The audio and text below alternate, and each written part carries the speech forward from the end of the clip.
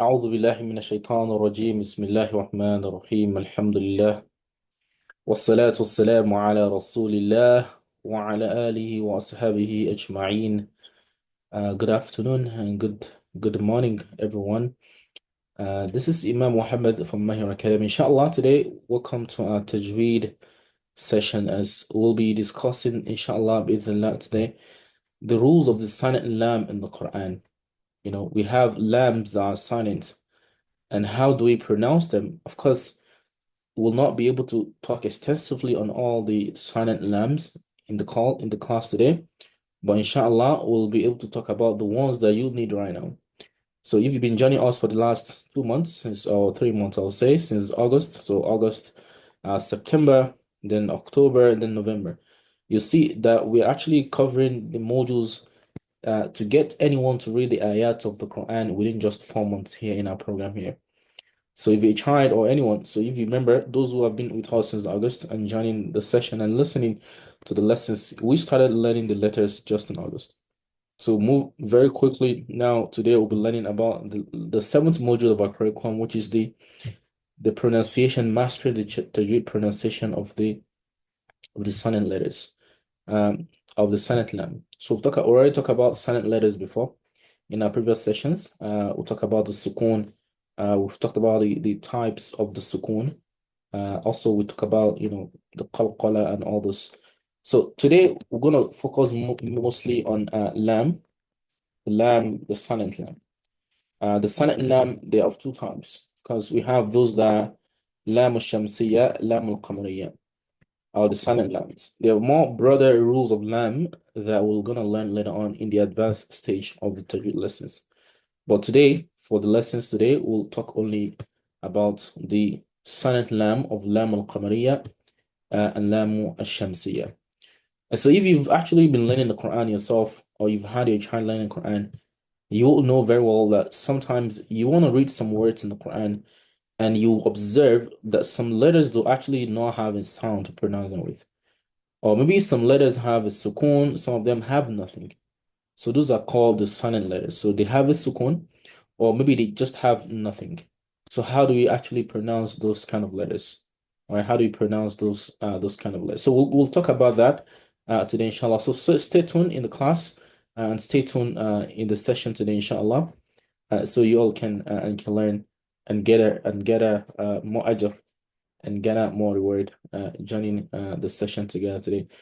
For those of you guys who are joining the call from Zoom, from some of you who are joining the call from the Facebook page, or some of you joining from the YouTube, you have access to all the lessons recordings of all our classes for the last 3 years. So for the last 3 years, you're gonna have access to all the lessons and all the curriculums modules that we've taught here. So it's really good, and I really recommend all of you to go and check those curriculum videos in our learning portal. So because if you're joining right now, learning the Lam, the Silent Laam, you might not be able to get the big gist of all what we've learned so far for the last couple of months, or let's say for the last couple of years.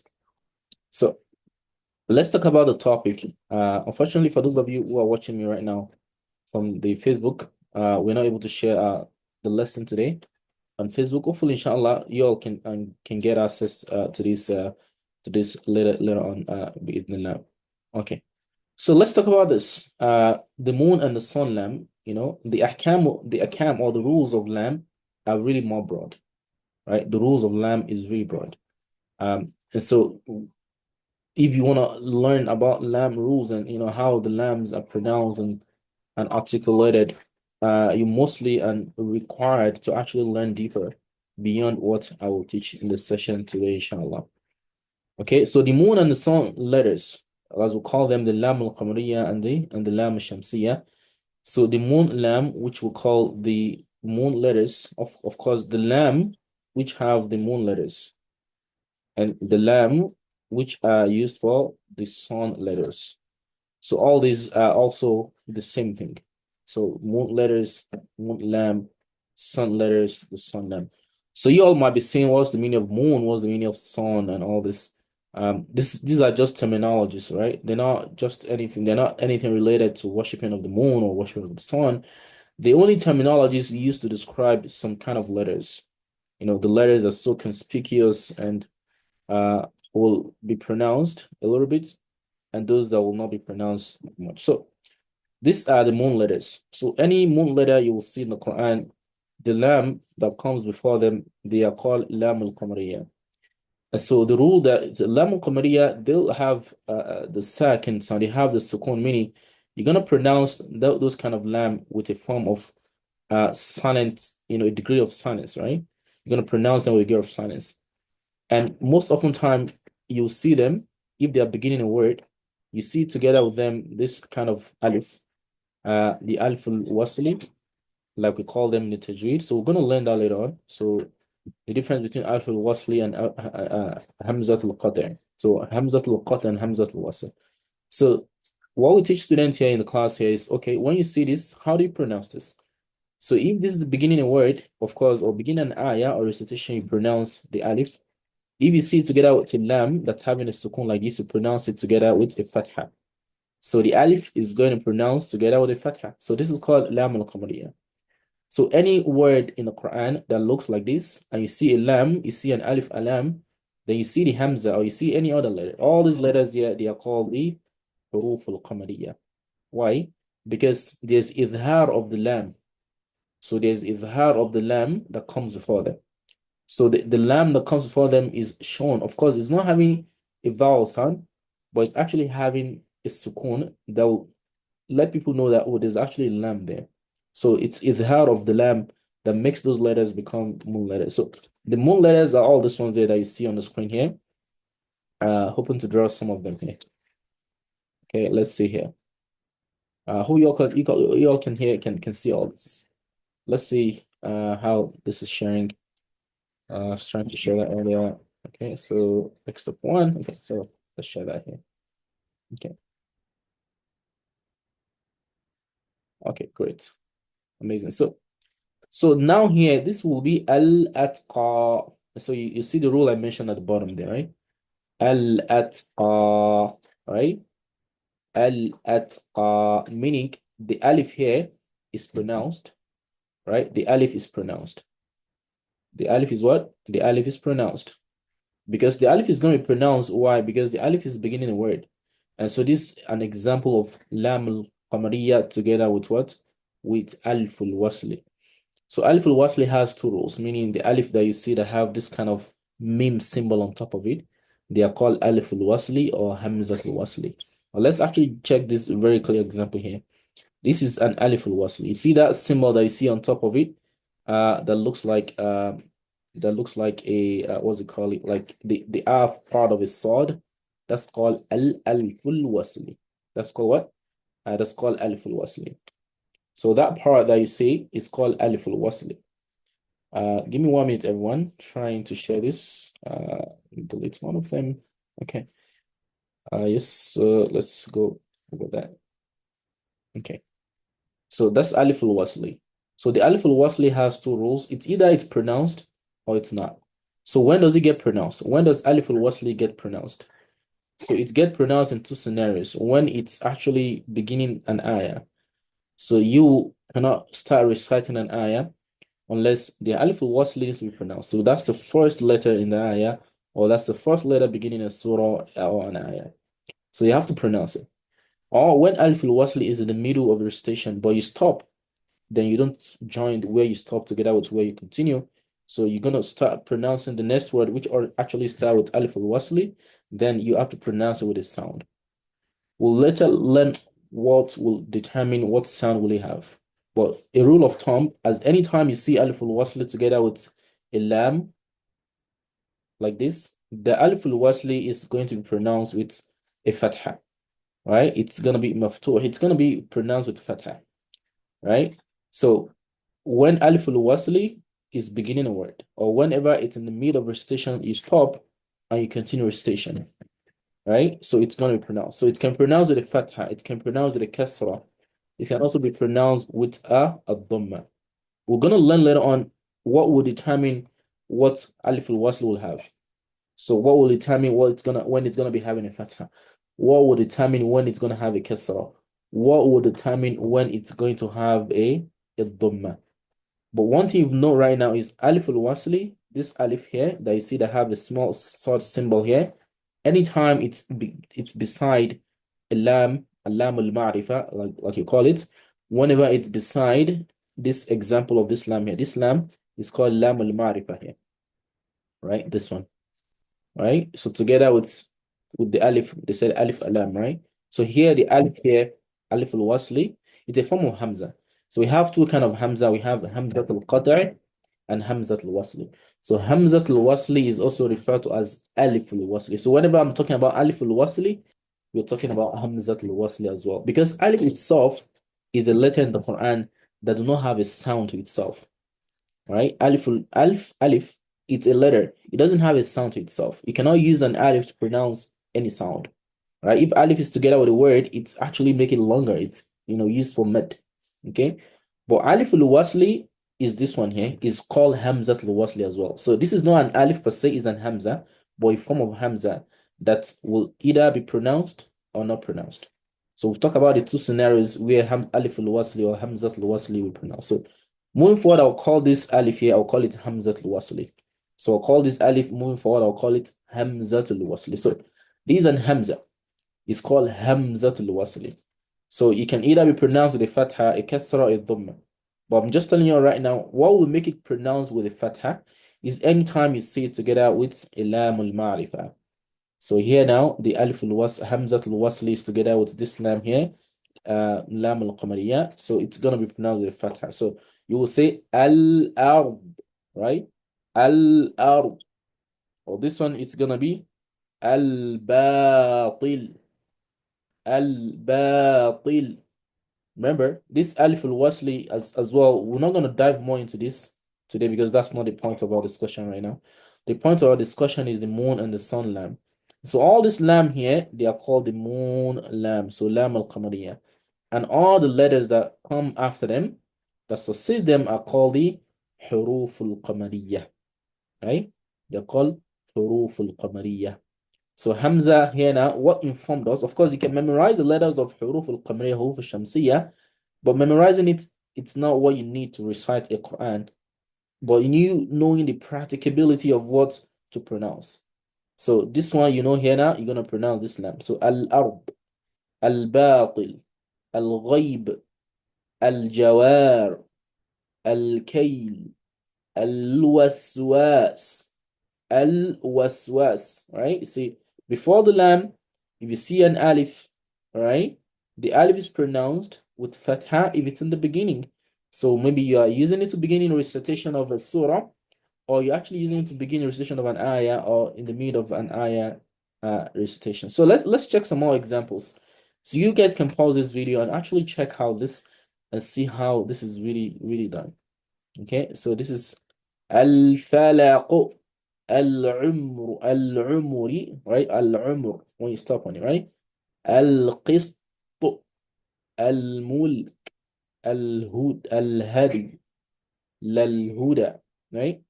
So let's recite this ayah. So you see here now, alif al-wasli is in the middle, or hamzat al-wasli, like I like to call it to students. So they're not thinking it's an alif, because alif naturally does not have a sound to itself, right? It's used for elongation, right? So anytime you see an alif having a fatha, kasra, or dhamma in some font of the Quran, it's not an alif, it's an hamza. Okay, and anytime an alif is pronounced with a sound, with fatha, with a kasra, with a dhamma, that's not an alif. It can be written as an alif, but it's technically an hamza. So here you will say قَدْ أَفْلَحَ. So meaning this alif here is not pronounced. Unlike when we had it in the beginning earlier, we actually pronounced it. We pronounced it. So here we'll not pronounce this anymore. Okay? So meaning we're going to join this ha together with the lam and say قَدْ أَفْلَحَ الْمُؤْمِنُونَ. قَدْ أَفْلَحَ الْمُؤْمِنُونَ. Right? So this is here now, alif al-wasli or hamzat al-wasli is not pronounced here. Okay? So meaning we have two kind of hamza. Just to kind of recap that part for everyone. there are two types of Hamza. We have Hamzat al-Wasli and we have Hamzat al-Qata', right? Let me go back again. We have two kind of Hamza. So we have Hamza, right? So Hamza of two types, right? So we have Hamzat al-Qata', like we call it, right? And Hamzat al-Wasli, okay? So the Wasli is the connecting Hamza. So the Hamzat al-Wasli is also called the Alif al-Wasli, okay? It's called Alif al-Wasli. So we have the connecting Hamza and we have we call it the normal Hamza, right? Which is the normal Hamza that you all know, right? It's going to be written as Hamza and not like any other thing else. So we have the normal Hamza and we have the connecting Hamza. So the normal Hamza will always have a Fatha, Kasra, Dhamma, it's always going to have a vowel sound, right? But the connecting Hamza, the Hamzat al-Wasli or the Al-Hamzat al-Wasli can either be pronounced or not. So lahu halatan. It has two situations, right? Halatun natq, halatun ghayru natq. So we have the hala that will make it pronounce with a sound, with a vowel sound, and we have a situation where it's not going to be pronounced. So it's going to be pronounced, this kind of alif hamza these ones are called the hamzat al-wasli, okay? These are called the hamzat al-wasli, or this one. So they're called hamzat al-wasli or they're called alif al-wasli. So they will be pronounced here because they are studying the recitation of the word, right? But whenever they are in the middle of recitation, you don't pronounce them, okay? You don't pronounce them. So let's do more examples. And we've learned as well that the moon letters, which is always preceded by a moon lam, right? These are the moon lam. These are the silent lam. It has a sukun. It's silent, but it's having a symbol of sukun on top of it, denoting the shortening of the sound of the lam. Like al-mulk, al-hadi, lal-huda, right? And so let's go and talk about the sun letters, right? When you have the lam ash-shamsiyya, okay? So lam ash-shamsiyya, of course, they have the sun letters, right? The huruf ash-shamsiyya. So you'll see a difference here now that these are the letters that come with shadda after a completely silent lam, without a fatha, without a kasra, without a dhamma, without sukun. One thing you'd observe, the difference between the sun and the moon letters is that the sun letters, the lam al-ma'rifa that comes before them, they are completely quiet. Nothing should be there. Meaning the lam is not pronounced. We call it idgham lam al-shamsiyya. Meaning there's a margin happening between this alif al-wasli, right, and the ta. So here I will say at-ta.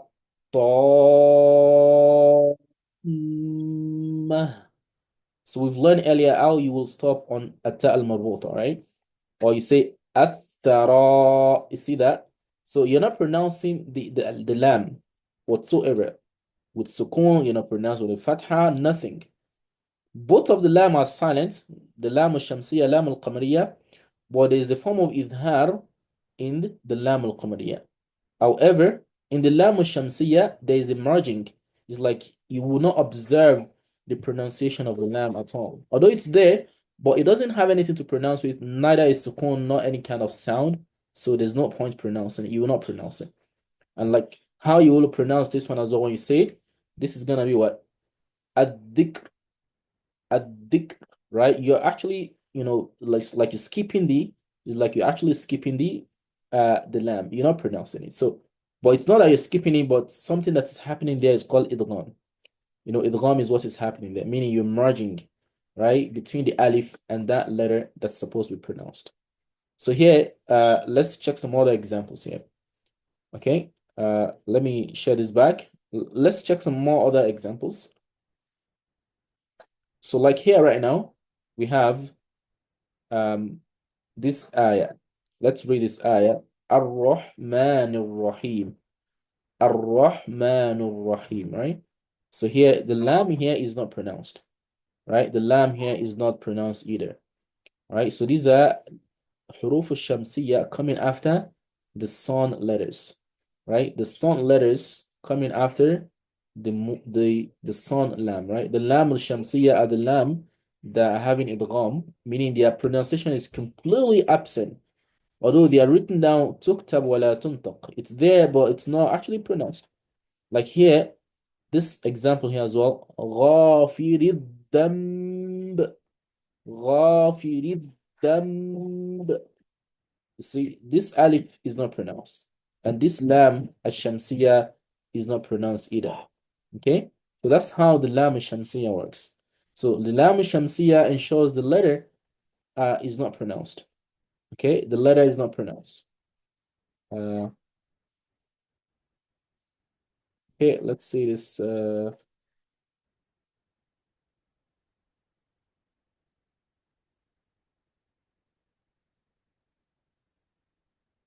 Okay, hope you all can see the video. I think for some reason it's not actually playing. غافر الذنب. Right, that's the ayah there. غافر الذنب وقابل التوب شديد العقاب. نعم. So this one here, ملك الناس, right? ملك الناس. ملك الناس, right? That's the ayah there. And then if you go to the bottom, you see all other examples there. الرحمن الرحيم. So here, يوم التلاق, right? يوم التلاق. والسماء والطارق. النجم الثاقب. So let's do practice so we can end the class. So how do you pronounce this? شققنا الأرض, right? You pronounce اللام القمرية here. وإذا البحار, ما القارعة. But you see here, لام الشمسية.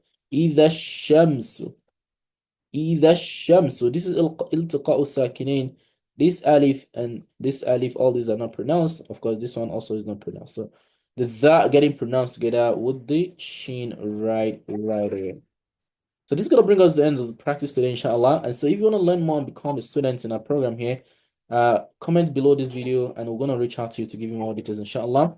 سبحانك اللهم وبحمدك ونشهد أن لا إله إلا أنت ونستغفرك ونتوب إليك. السلام عليكم ورحمة الله وبركاته.